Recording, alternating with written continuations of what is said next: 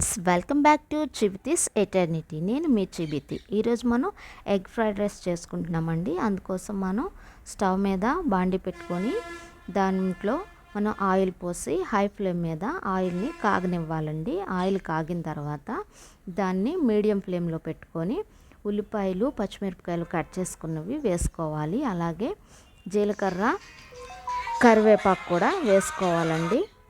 వేసుకున్న తర్వాత మనం దాన్ని బాగా వేగనివ్వాలి. వేగిన తర్వాత అప్పుడు దాంట్లో మనం అల్లం వెల్లుల్లి పేస్ట్ వేసుకోవాలండి. వేసుకున్న తర్వాత అది ముద్దలు ముద్దలుగా ఉండకుండా ఉల్లిపాయల్లో కలిసిపోయేలాగా చక్కగా కలుపుకోవాలి. ఎందుకంటే అది ముద్దలుగా ఉందంటే అడుగున అంటుకుపోతుంది, మళ్ళీ మాడిపోతుంది, రుచిగా అనిపించదు, ముద్ద తగిలితే బాగోదు కదా. అందుకని చెప్పేసి అంతా మిక్స్ అయిపోయేలాగా బాగా కలిపేసి దోరగా వేయించుకోవాలండి. వేయించుకున్న తర్వాత ఇందులో మనం శుభ్రం చేసి కట్ చేసి పెట్టుకున్న బంగాళదుంప ముక్కల్ని వేసుకోవాలండి. వేసుకున్న తర్వాత వాటిని ఉల్లిపాయలు నూనెలో బాగా కలిసిపోయేలాగా కలుపుకోవాలండి. నూనె వీటికి బాగా పట్టేయాలి ముక్కలకి. అలా పట్టేస్తే కనుక ఆ బంగాళదుంప ముక్కలు చక్కగా ఉడుకుతాయి అన్నమాట. ఇప్పుడు మనం దీంట్లో సరిపోయేంత సాల్ట్ కూడా వేసుకుందామండి. మనం సాల్ట్ బంగాళదుంపలోకి సరిపోయేంత మాత్రమే వేస్తున్నామండి.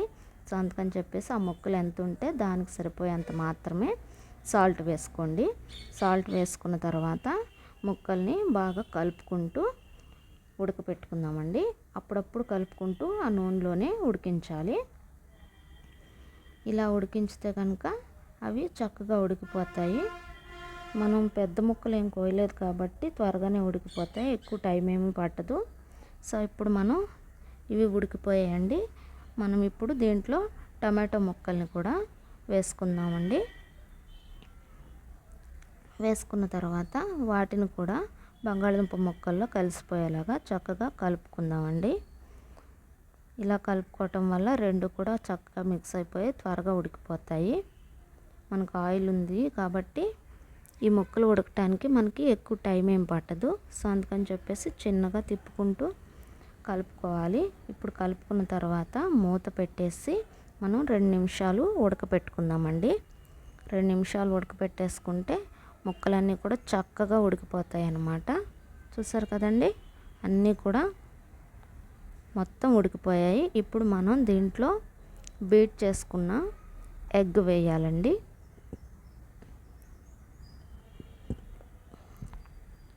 నేను ఒక గిన్నెలో తీసుకున్నాను. ఎగ్స్ అన్నీ పగలగొట్టి ఒక గిన్నెలో తీసుకొని వాటిని చక్కగా బీట్ చేశాను. బీట్ చేసిన తర్వాత దాన్ని ఈ బంగాళదుంప టమాటో ముక్కల్లో పోయాలండి. పోసిన తర్వాత దాన్ని ఒక 2 నిమిషాల పాటు కదపకుండా అలాగే ఉంచేద్దామండి. కదపకుండా అలాగే ఉంచిన తర్వాత అవి ఉడికిపోయినాయి కదా 2 నిమిషాల్లో.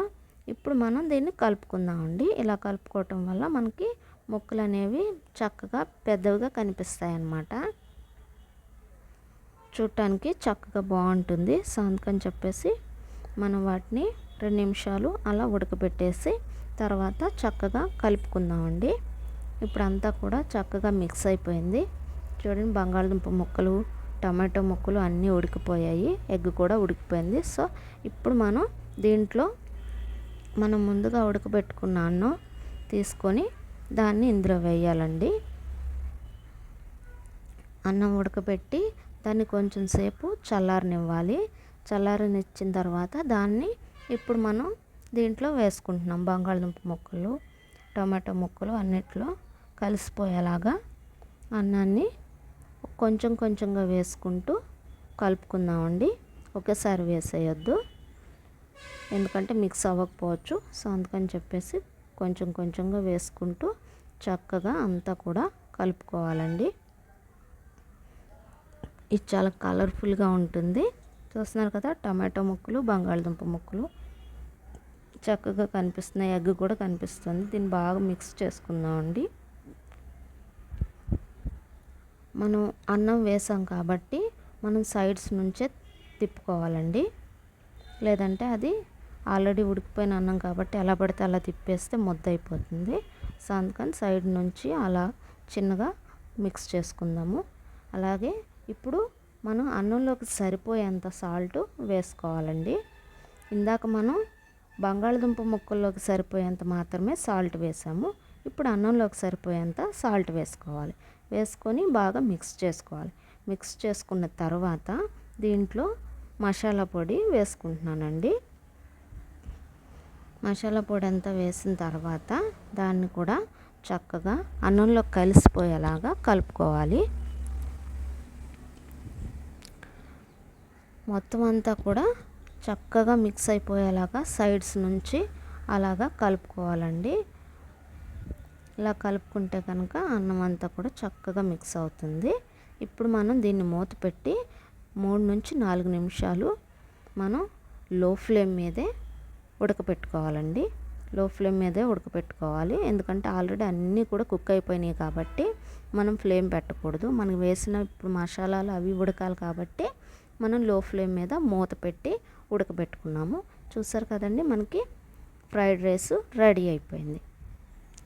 చూసారు కదా, అక్కడ అన్నం ఆల్రెడీ ఉడికించేసాము. బంగాళదుంపలు, టమాటో ముక్కలు అన్నీ కూడా చక్కగా ఉడికిపోయాయి. ఎగ్ కూడా చక్కగా ఉడికిపోయింది. సో అందుకని చెప్పేసి వీటన్నిటిని కూడా మనం ఇప్పుడు చక్కగా ప్లేట్లో సర్వ్ చేసుకొని తినేయటమే అనమాట. మనకి ఎగ్ ఫ్రైడ్ రైస్ రెడీ అయిపోయింది. మీరు కూడా మీ ఇంట్లో చేసుకొని ట్రై చేయండి. మీకు ఎలా వచ్చిందో నాకు కమెంట్ చేసి చెప్పండి. Thank you. Bye bye.